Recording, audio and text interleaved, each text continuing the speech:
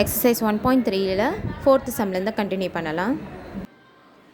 Fourth sum, let u is equal to set of 0, 1, 2, 3, 4, 5, 6, 7 and a is equal to set of 1, 3, 5, 7.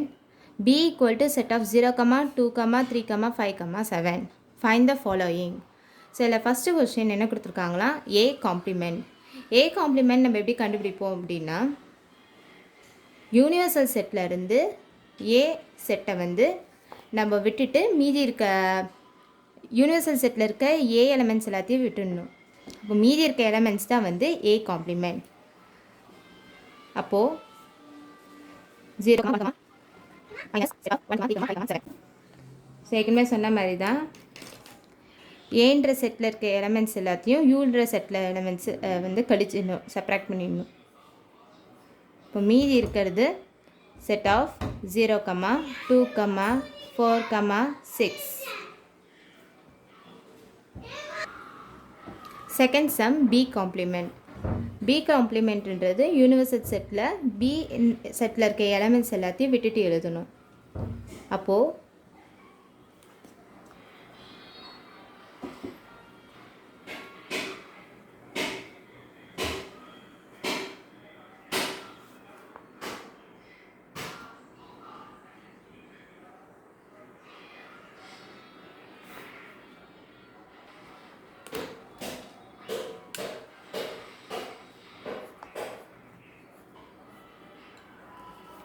b காம்ப்ளிமெண்ட்ற settle 1, 4, 6 அப்படின்ற elements இருக்கும். Third sum a complement union b complement. So already first and second கொஸ்டினில் நம்ம a complement b complement கண்டுபிடிச்சிட்டோம். இப்போ இதோட union என்னன்றதை எழுதணும். யூனியன்னா இந்த ரெண்டு செட்டையும் சேர்த்து ஒரே செட்டை நம்ம ஃபார்ம் பண்ணுறது தான். அப்போ answer set of 0, 1, 2, 4, 6. Fourth question, a complement intersection b complement. அதாவது a complement செட்லேயும் b complement செட்லேயும் இருக்க ஈவன், அதாவது ஒரே நம்பர்ஸை மட்டும் எடுத்து எழுதுறது தான் a complement intersection b complement.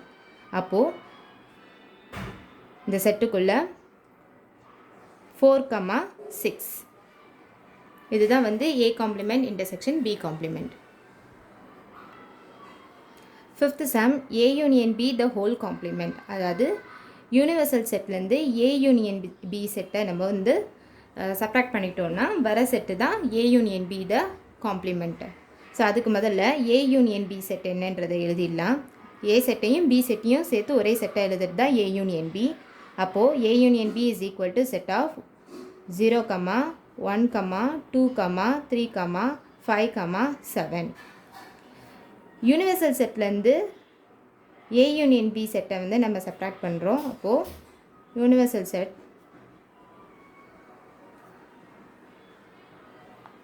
Minus A union B.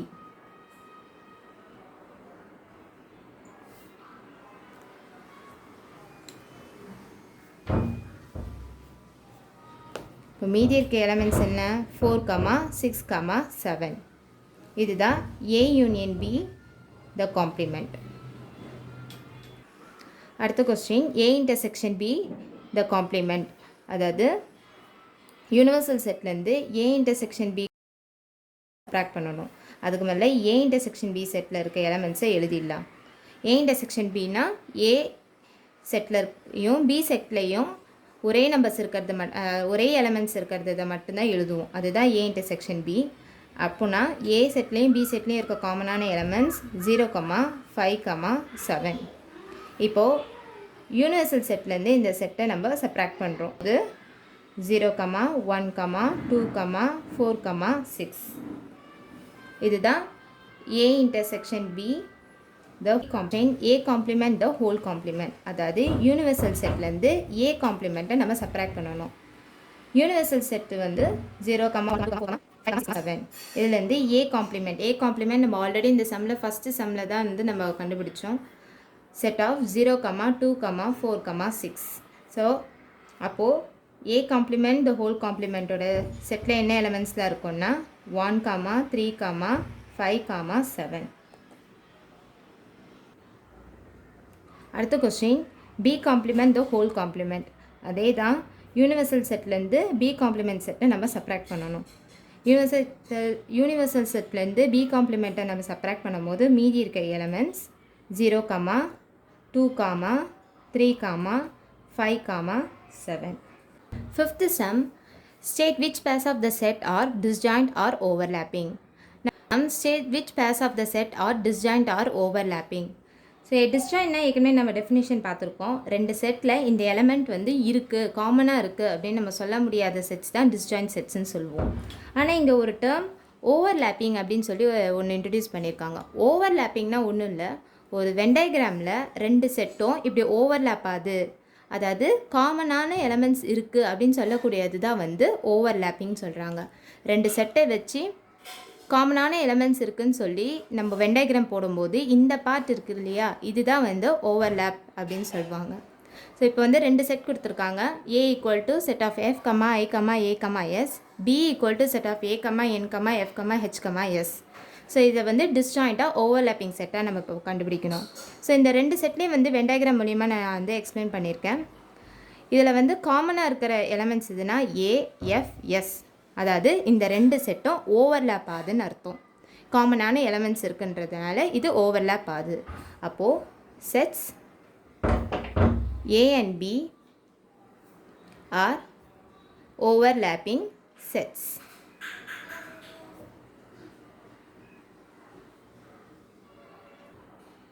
இதில் second question, C is equal to set of x such that x is a prime number where x is greater than 2.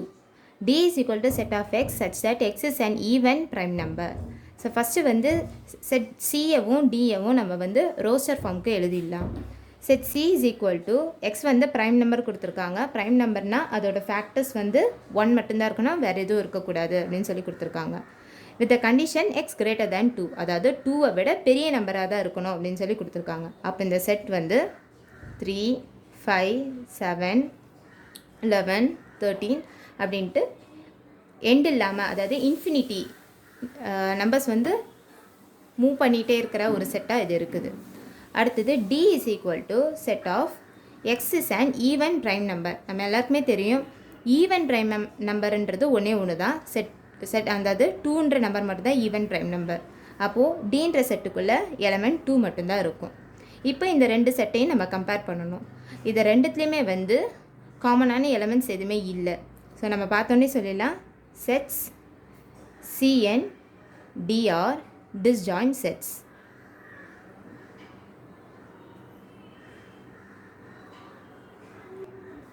அடுத்த question, E is equal to set of x such that x is a factor of 24.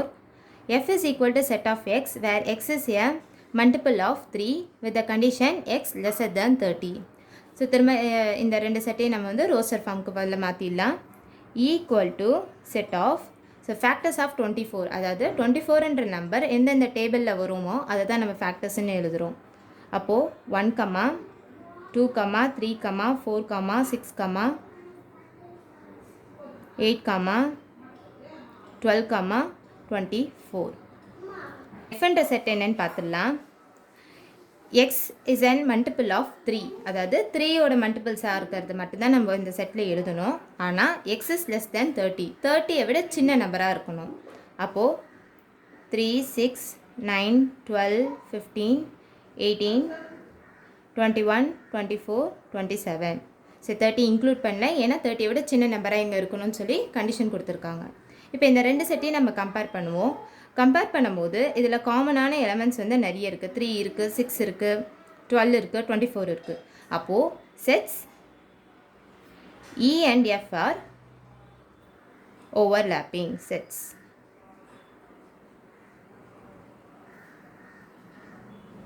அடுத்த question, find the symmetric difference between the following sets. P equal to set of 2, 3, 5, 7, 11. Q is equal to set of 1, 3, 5, 11. இப்போது question என்ன கொடுத்துருக்காங்கன்னா, நம்ம symmetric difference இந்த ரெண்டு செட்டுக்கும் கண்டுபிடிக்கணும்னு சொல்லி கொடுத்துருக்காங்க. நமக்கு ஏற்கனவே தெரியும் symmetric டிஃப்ரென்ஸ்னால் A symmetric difference B is equal to difference B union B difference A. அதாவது ஃபஸ்ட்டு ஏ டிஃப்ரென்ஸ் பியை கண்டுபிடிக்கணும், அப்புறம் பி டிஃப்ரென்ஸ் ஏயை கண்டுபிடிச்சிட்டு இது ரெண்டுத்தோடைய யூனியன் என்னன்னு கண்டுபிடிக்கணும். இதுதான் வந்து சிமெட்ரிக் டிஃப்ரென்ஸ். இப்போ இங்கே கொடுத்துருக்க செட்லேருந்து நம்ம ஃபஸ்ட்டு பி டிஃப்ரென்ஸ் கியூ என்னன்றதை எழுதிடலாம். பி டிஃப்ரென்ஸ் கியூனா கியூவில் இருக்க எலமெண்ட் எதுவும் பியில் இருக்கக்கூடாது. அப்போது மீதி இருக்க எலமெண்ட்ஸ் 2,7. அடுத்தது கியூ டிஃப்ரென்ஸ் பி அப்படின்ற செட் என்னென்னா பியில் இருக்க எலமெண்ட்ஸ் எதுவும் கியூவில் இருக்கக்கூடாது. அப்போது செட்டுக்குள்ளே இருக்க எலமெண்ட் 1 மட்டும் வரும். இப்போ இந்த ரெண்டுத்தோடைய யூனியனை தான் நம்ம symmetric difference between the set P and கியூன்னு கண்டுபிடிக்க போகிறோம். P symmetric difference Q is equal to P difference Q union Q difference P is equal to set of 2,7 union set of 1 which is equal to set of 1,2,7. இதுதான் P symmetric difference Q. Second sum, R is equal to set of L, M, N, O, P and S is equal to set of J, L, N, Q. So இதில் வந்து first R difference S என்னன்னு கண்டுபிடிக்கலாம். எஸ்ன்ற settle இருக்க எந்த எலமெண்ட்டும் ஆரில் இருக்கக்கூடாது. அப்போ மீதி இருக்க எலமெண்ட் மட்டும் எழுதணும். அப்போது set of M, O, P. அதே மாதிரி S difference R இப்போ எழுதுகிறோம். அப்போது ஆர்ன்ற செட்டில் இருக்க எலமெண்ட்ஸ் எதுவும் எஸ்ல இருக்கக்கூடாது. அப்போது J, Q. இப்போது R symmetric difference S is equal to R difference S union S difference R which is equal to M, O, P union J, Q which is equal to M, O, P, Q, J. அடுத்த sum x is equal to set of 5, 6, 7 set of y is equal to set of 5, 7, 9, 10. இப்போ first x difference y என்னன்றதை எழுதிடலாம். அப்போது செட்டுக்குள்ளே 6 element மட்டும் இருக்கும். y difference எக்ஸ்ன்ற element settle இருக்க elements எழுதிடலாம். இப்போ செட்டில் 9 எலமெண்ட் இருக்கும். 9, 10. இப்போது x symmetric difference y is equal to set of 6 union set of 9, 10 which is equal to set 6, 9, 10. அடுத்த question, using the set symbols write down the expression for the shaded region. அதாவது நம்ம இது வரைக்கும் பார்த்த set symbols union, intersection, symmetric difference, disjoint, overlapping, இந்த மாதிரி நிறைய நம்ம வந்து சிம்பிள்ஸ் பார்த்துக்கோ, செட் சிம்பிள்ஸ் பார்த்துக்கோ. இதெல்லாம் கம்பேர் பண்ணி இப்போ இங்கே கீழே வந்து ஒரு 3 ஷேடட் ரீஜன்ஸ் கொடுத்துருக்காங்க. இதோட எக்ஸ்பிரஷன் என்னன்றதை நம்ம எழுதணும். ஸோ ஃபஸ்ட்டு கொஸ்டினை பார்க்கலாம். செட் ஏ வந்து கம்ப்ளீட்டாக ஷேட் பண்ணவே இல்லை. செட் பி வந்து பார்ஷியலாக, அதாவது ஏன்ற செட்டு இன்டர்செக்ட் ஆகிற இடத்துல மட்டும் ஷேட் பண்ணாமல் பின்ற செட்டை மட்டும் ஷேட் பண்ணியிருக்காங்க. இப்போ நம்ம சம்ஸ் போடும்போதே ஏன்ற செட்டை விட்டுட்டு பியில் இருக்க செட்டை மட்டும்தான் எழுதணும் அப்படின்னு சொல்லி நம்ம நிறைய சம்ஸ் பார்த்துருக்கோம்.